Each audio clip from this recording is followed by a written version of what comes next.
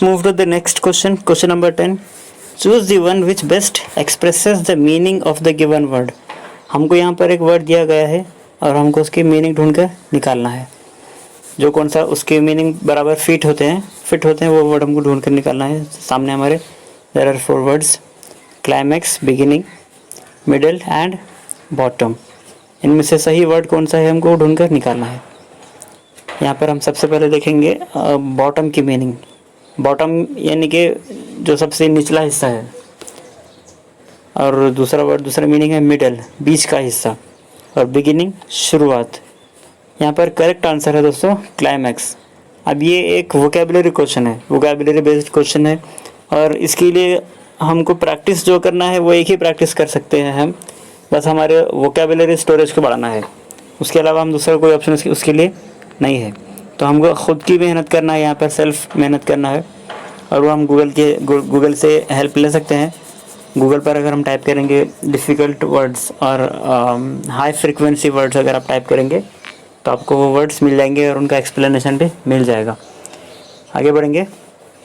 दूसरे question number 11 भी इसी तरह से है, परवर्स। तो यहाँ पर ज़िद्दी और ना भी है, वही है ऑब्स्टिनेट के माने भी ज़िद्दी हैं। बस अभी फ़िलहाल के लिए तो इतना याद रखें कि अगली मर्तबा जब एग्ज़ाम होगा तो एग्ज़ाम के अंदर ये वर्ड्स कभी नहीं लाएंगे, कभी नहीं होंगे। अब वो जो क्वेश्चन पेपर बनाएंगे वो नए क्वेश्चन के साथ बनाएंगे। आगे बढ़ेंगे क्वेश्चन नंबर 12 की तरफ। हमारे सामने एक क्वेश्चन है, identify which part of the sentence has an error. ये इस सेंटेंस के अंदर से कौन से हिस्से में गलती है हमको ये ढूंढ कर निकालना है। तो यहाँ पर देखिए ए पार्ट है, बी पार्ट है, सी पार्ट है और डी। इनमें से कौन सा गलत है हमको ये देखना है। डी में तो कोई पार्ट नहीं है, बस वो एक ऑप्शन दिया गया है हमको, नो एरर। तो हमारा पूरा सेंटेंस 3 हिस्सों में तकसीम किया गया है। One should make his efforts if one wishes to achieve success in this organisation. यहाँ पर क्या बात बताई है, अगर किसी को यहाँ पर इस ऑर्गेनाइजेशन में कामयाबी हासिल करना है तो उसको मेहनत करनी होगी, उसको यहाँ पर मेहनत करनी होगी, एफर्ट्स करना होगा। तो यहाँ पर सेंटेंस पूरी तरह से सही है, गलती यहाँ पर सिर्फ एक जगह है दोस्तों, ये यहाँ पर efforts, one should make his efforts. ये सेंटेंस कॉम्प्लेक्स सेंटेंस है। कॉम्प्लेक्स सेंटेंस को हम इंशाल्लाह मेरे अगले वीडियो में अच्छे से एक्सप्लेन करूँगा मैं। हम फिलहाल यहाँ पर सिर्फ इतना देख लेंगे कि ये 2 सेंटेंसेस हैं, 2 सेंटेंसेस को जोड़ा गया है और दोनों में से एक सेंटेंस एक दूसरे पर मुनहसिर है, डिपेंडेंट है। अब यहाँ पर देखेंगे डिपेंडेंट किस तरह से है। One should make his efforts if one wishes to achieve success in this organisation. यहाँ पर देखेंगे हम one should make his efforts, one should make his efforts. यहाँ तक हमको माने पूरे कंप्लीट मिल रहे हैं कि किसी को मेहनत करनी चाहिए। अगला सेंटेंस इफ़ से स्टार्ट हो रहा है, अगला सेंटेंस इफ़ से स्टार्ट हो रहा है, मतलब अगर किसी को यहाँ पर कामयाबी हासिल करना है तो उसको मेहनत करनी होगी। तो ये देखो दोस्तों, ये दूसरा वाला जो सेंटेंस है वो पहले वाले पर डिपेंड करता है। तो ये हो गया, ये तो हो गया सिर्फ और सिर्फ कॉम्प्लेक्स सेंटेंस। अभी हम देखेंगे इसमें गलती क्या है। गलती यहाँ पर सिर्फ और सिर्फ ये है कि एफ़र्ट्स के बाद हमको यहाँ पर एक कॉमा लगाना ज़रूरी होता है। यहाँ पर कॉमा नहीं होने की वजह से गलत हो जाएगा ये ऑप्शन। तो हमको यहाँ पर वही देखना है कि हमको किस ऑप्शन में गलती है, क्वेश्चन के किस हिस्से में गलती है, हमको सिर्फ इतना बताना है। और गलती बी में है, बी वाले ऑप्शन में गलती है। एफ़र्ट्स के बाद कॉमा होना चाहिए और वहाँ पर कॉमा नहीं दिया गया। आगे बढ़ते हैं क्वेश्चन नंबर 13 की तरफ। Choose the one which can be substituted for the given sentence. इसमें से उसको चूज़ करो जो कि इस दिए हुए सेंटेंस को उसके बदले में काम कर सके, उसके बदले में मायने दे सके। अ पोस्ट विदाउट रेम्यूनरेशन, ऐसी पोस्ट जो बग़ैर पेमेंट, बग़ैर सैलरी के दी जाती है किसी को। यहाँ पर देखेंगे वॉलंटरीली, 4 ऑप्शन हैं वॉलंटरीली, ठीक है, और सिनिक्योर, ऑनरेरी और इनवॉलंटरी। तो हम यहाँ पर डायरेक्ट हम जवाब को डिस्कस करेंगे। वॉलंटरी की मीनिंग है कि ख़ुद से कोई काम करना, बग़ैर कोई पेमेंट या बग़ैर कोई मुआवजे के काम करना, उसको कहते हैं वॉलंटरी। तो ये वर्ड्स को ध्यान में रखें। आगे बढ़ेंगे, आगे बढ़ते हैं क्वेश्चन नंबर 14 की तरफ। Choose the one which best expresses the meaning of the given idiom. हमारे पास एक मुहावरा दिया गया है, to keep the ball rolling, और उसके नीचे 4 ऑप्शंस दिए गए हैं। ऑप्शंस को हम देखेंगे। To earn more and more, to work constantly, to keep the conversation going, to make the best use of it. अब हम अगर सेंटेंस की तरफ देखेंगे, वो इडियम की तरफ देखेंगे, to keep the ball rolling, इसके माना की तरफ अगर देखेंगे तो ऐसा लग रहा है कि कोई काम को जारी रखने की बात कही जा रही है, और उसमें ईजी मीनिंग दिखने में तो ये है to earn more and more, मतलब कमाई ज़्यादा से ज़्यादा होनी चाहिए। और उसके साथ साथ और ये भी लगता है कि ये भी हो सकता है कि to work constantly, continuous work करना चाहिए, करने की मीनिंग में। लेकिन दोस्तों हम यहाँ पर ये आर्ग्यूमेंट नहीं कर सकते कि इसका जवाब ये क्यों नहीं है, इसका जवाब वो क्यों नहीं है। हमको सिर्फ और सिर्फ डायरेक्ट मीनिंग पर ही फोकस करना होता है। अब आप ये कहेंगे कि मीनिंग पर फोकस कैसे करें, तो आपको गूगल से आपको इडियम्स को सीखना होगा, उसकी स्टडी करना होगा, जिससे आपकी इंग्लिश भी इम्प्रूव होगी। इसलिए यहाँ पर कोई आर्ग्यूमेंट नहीं कर सकते कि हम ये जवाब क्यों नहीं हो सकता। तो जो हम मेन जवाब है उसी की तरफ ध्यान देकर हम आगे बढ़ेंगे। Main answer, the answer is to keep the conversation going, मतलब बातचीत को जारी रखें। आगे बढ़ेंगे क्वेश्चन नंबर 15 की तरफ। Choose the correct spelled word. यहाँ पर एक वर्ड दिया गया है जिसके 4 स्पेलिंग्स दिए गए हैं, उसमें से सही स्पेलिंग कौन सी है वो ढूंढना है। अब इसके लिए हमको दोस्तों स्पेलिंग के लिए मेहनत करनी होगी, और इसके लिए बेस्ट ऑप्शन है read more and more. The more you read, the more you improve your spellings. अब इसके लिए आपको ज़्यादा से ज़्यादा मुताला ज़्यादा करना होगा, स्टडी ज़्यादा करना होगा। यहाँ पर इसके अंदर हम कोई आर्गुमेंट नहीं कर सकते कि ये स्पेलिंग गलत क्यों है, वो स्पेलिंग गलत क्यों है, और ये सारी स्पेलिंग्स गलत हैं। और the correct answer is this BOUQET, bouquet. Correct pronunciation इस वर्ड का बुकेई, जो हम फूलों का गुलदस्ता किसी को गिफ्ट में देते हैं, वो होता है बुकेई। आगे बढ़ते हैं क्वेश्चन नंबर 16 की तरफ। Pick out the word that is either most nearly the same in the meaning or opposite of the given word.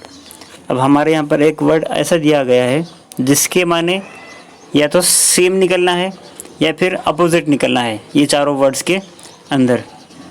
ठीक है, प्रीवी। तो अब हमको यहाँ पर एक छोटा सा लॉजिक लगाना है। अगर हमको इस वर्ड की मीनिंग पता नहीं है तो हम यहाँ पर एक छोटा सा हमारा लॉजिक लगा सकते हैं। प्रीवी प्राइवेट से मिलकर बन सकता है, प्रीवी प्राइवेट से मिलकर बन सकता है, और प्राइवेट हमारी कोई चीज़ सीक्रेट होती है, राज होती है। तो यहाँ पर डिसऑनेस्ट भी नहीं होगा, डिसऑनेस्ट बेईमान, कॉशियस बहुत मोहतात, और यहाँ पर क्वाइट खामोश। ठीक है, तो ये वर्ड्स इसके आंसर्स नहीं होंगे, क्योंकि जो प्राइवेट हमारी चीज़ होती है वो सीक्रेट होती है, सीक्रेटिव। तो answer, the correct answer is secretive. थोड़ा सा यहाँ पर लॉजिक लगाना है। प्रीवी प्राइवेट से मिलकर बना है, private is little bit secret, तो हमको इस तरह से अंदाज़ा लगाया जा सकता है। आगे बढ़ेंगे क्वेश्चन नंबर 17 की तरफ। Choose the grammatically wrong sentence in the following. तो यहाँ पर हमारे सामने चार सेंटेंसेस दिए गए हैं, उनमें से गलत कौन सा है वो देखना है। तो हम नीचे से ऊपर की तरफ जाएंगे, क्योंकि नंबर 1 इज़ द आंसर, मतलब नंबर 1 गलत है। वो गलत क्यों है वो भी देखेंगे हम। तो पहले सही वाले सेंटेंसेस क्यों है सही है वो देखेंगे। He cut his hand with a knife, उसने अपना हाथ छुरी से काट लिया। ये सिंपल पास्ट टेंस का सेंटेंस है, और इसमें जो कट का वर्ड इस्तेमाल किया गया है वो सेकेंड फॉर्म में है। आपकी इंफॉर्मेशन के लिए एक बात बता दूँ, CUT कट फर्स्ट फॉर्म वही होता है, CUT कट वर्ब का second form, past form spelling same है, और CUT cut past participle third form जिसको कहा जाता है वर्ब का, वो भी स्पेलिंग सेम है, कट कट कट। उसी तरह से PUT पुट, उसका भी सेम स्पेलिंग होगा, past and past participle form. उसी तरह से एक और वर्ड है हर्ट, HURT हर्ट, उसकी भी स्पेलिंग सेम है, past and past participle form के अंदर। या फिर हम इस तरह से सिंपली कह सकते हैं कि सेकेंड फॉर्म और थर्ड फॉर्म सेम है। तो number 4 is correct sentence. Coming to the next question, coming to the next sentence, why did you absent yourself from your class. तुमने अपने आप को तुम्हारी क्लास से गैर हाजिर क्यों किया। इससे पहले मैंने आपको डिड का इस्तेमाल बताया था, इससे पहले के वीडियो में हमने डिस्कस किया था कि जब किसी सेंटेंस के अंदर, जब किसी क्वेश्चन के अंदर पहले डिड का इस्तेमाल होता है तो आगे वाला वर्ब जो होता है फर्स्ट फॉर्म में होता है, सेकंड फॉर्म में नहीं होता। तो यहाँ पर वो गलती नहीं की गई है, यहाँ पर सेंटेंस करेक्ट है कि तुमने अपने आप को क्लास में से एब्सेंट गैर हाजिर क्यों किया। आगे बढ़ेंगे क्वेश्चन सेंटेंस नंबर 2 की तरफ। The captain with his soldiers was killed. The captain with his soldiers was killed. अब हमको यहाँ पर ऐसा लगता है कि सोल्जर्स भी मरे और कैप्टन भी मरा, लेकिन यहाँ पर कहा सिर्फ ये गया है कि कैप्टन विथ हिज सोल्जर्स। अब हम इस तरह से बोल सकते हैं कि वो कैप्टन अपने सिपाहियों के साथ मारा गया। ठीक है, अगर हम इसको सही सेंटेंस को अगर ट्रांसलेट करेंगे, कैप्टन अपने साथियों के साथ, अपने सोल्जर्स के साथ मारा गया, तो यहाँ पर वॉज का इस्तेमाल सही है क्योंकि कैप्टन यहाँ पर सिंगुलर है। भले ही उसके साथ कुछ और लोग भी मरे, लेकिन यहाँ पर असल बात ये कही जा रही है कि कैप्टन मारा गया उसके सोल्जर्स के साथ। तो आगे बढ़ेंगे हम गलत सेंटेंस की तरफ, क्योंकि हमको जो गलत सेंटेंस लिखा गया है उसको पहचानना है। Apples are sold by a dozen. Apples are sold by a dozen. Dozen में तो बेचा जा सकता है, नो प्रॉब्लम। मतलब एप्पल्स को डज़न में बेचा जा सकता है, उसमें कोई प्रॉब्लम नहीं, जिस तरह से केला बेचा जाता है। लेकिन यहाँ पर सेंटेंस का स्ट्रक्चर देखिए, apples are sold by a dozen. यहाँ पर अ जो इस्तेमाल किया गया है वो गलत है। अगर हम सही सेंटेंस अगर देखेंगे, apples are sold by dozen, bananas are sold by dozen, और इन डज़न भी कहा जा सकता है। तो यहाँ पर जो ए का इस्तेमाल किया गया है वो है गलत। तो यहाँ पर करेक्ट आंसर इज़ दिस। मतलब हमको यहाँ पर गलत सेंटेंस ढूंढ कर निकालना था और वो गलत सेंटेंस ए है। आगे बढ़ेंगे क्वेश्चन नंबर 18 की तरफ। Identify the figure of speech in the following. यहाँ पर देखो, फिगर ऑफ स्पीच सीखना है, इसमें हम कुछ और चीज़ें भी सीखेंगे इंशाल्लाह। तो सबसे पहले हम पढ़ लेंगे क्वेश्चन क्या है। ठीक है, सेंटेंस ये है, 4 वर्ड्स दिए गए हैं। 4 words have been given over there. 4 to 5 words have been given. Simple, erect, severe, austere, sublime. तो यहाँ पर 4 ऑप्शंस हैं। रिपीटिशन, सिनेक्डोकी, लिटोट्स और फाइनली है क्लाइमैक्स। तो अगर हम सिर्फ और सिर्फ इसके जो सही आंसर को डिस्कस करेंगे तो मतलब नहीं होगा। तो इसलिए सबसे पहले हम इन फिगर्स ऑफ स्पीच को समझेंगे, ये फिगर्स ऑफ स्पीच के माना क्या है, और फाइनली आप खुद डिसाइड कर सकते हो कि आंसर क्या होगा। सबसे पहले हम देखेंगे सिनेक्डोकी।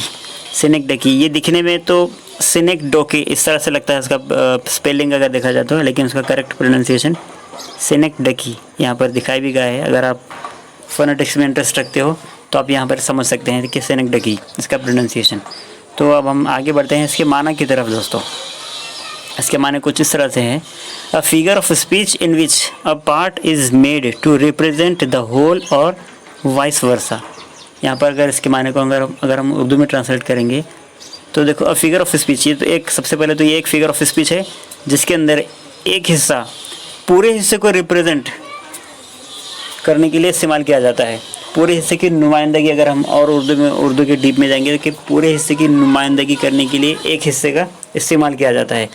यहाँ पर एक एग्जांपल दी गई है, इंग्लैंड लॉस्ट बाय 6 विकेट्स। मतलब इस तरह से दिया गया है कि इंग्लैंड लॉस्ट बाय 6 विकेट्स। अगर हम इस सेंटेंस को पूरी मीनिंग में देखा जाए, ट्रांसलेट करेंगे तो सारा इंग्लैंड 6 विकेट्स के ज़रिए हार गया है, लेकिन इस तरह से नहीं होता। इंग्लैंड की क्रिकेट टीम 6 विकेट्स से हारी। तो यहाँ पर इंग्लैंड की क्रिकेट टीम पूरे इंग्लैंड को रिप्रेजेंट कर रही है। जिस तरह से अभी हमने देखा कि एक छोटी सी चीज़ पूरी बड़ी चीज़ को रिप्रेजेंट करती है, नुमाइंदगी करती है। इसी तरह से यहाँ पर इंग्लैंड की क्रिकेट टीम पूरे इंग्लैंड को रिप्रेजेंट कर रही है। तो यहाँ पर सिनेक्डोकी के इस तरह से माना होते हैं। ये लिटोटिस की तरफ, लिटोटिस इसका इस तरह से प्रोनाउंसिएशन होता है। दिखने में लिटोट्स दिखता है, लेकिन एक्चुअल प्रोनाउंसिएशन इसका लिटोटिस। इसका मतलब क्या होता है देखेंगे हम। The use of a negative or weak statement to emphasise a positive meaning. मतलब एक पॉजिटिव मीनिंग को बताने के लिए, जाहिर करने के लिए एक नेगेटिव सेंटेंस का इस्तेमाल, यहाँ पर एक एग्जांपल दी गई है। For example, he wasn't slow to accept the offer. वो ऑफ़र को एक्सेप्ट करने के लिए स्लो नहीं था, बल्कि बहुत फास्ट था। तो यहाँ पर इसी तरह से इसका इक्वल टू मीनिंग इस तरह से होता है, he was quick to accept the offer, मतलब उसने ऑफ़र को बहुत जल्दी कबूल कर लिया। इसी बात को नेगेटिव में कहा जा सकता है कि वो एक्सेप्ट को कबूल करने में देर नहीं लगाया। तो इस तरह से लिटोटीज़ के माने होते हैं, इस तरह से इसका मतलब होता है। क्लाइमैक्स की मीनिंग देखेंगे, द मोस्ट एक्साइटिंग और इम्पॉर्टेंट इवेंट और पॉइंट इन टाइम। किसी नॉवेल या किसी फिल्म के अंदर एक ऐसा वक्त आता है, एंडिंग से पहले होता है, जिसमें पूरे प्रॉब्लम्स को, पूरे इश्यूज़ को सॉल्व किया जाता है, जिसमें हीरो और विलेन की फ़ाइट होती है, उसको हम कहेंगे क्लाइमैक्स। या फिर किसी चीज़ का बहुत ऊंचा वाला हिस्सा। सेकंड मीनिंग देखेंगे, the most exciting part of a play, piece of music etcetera.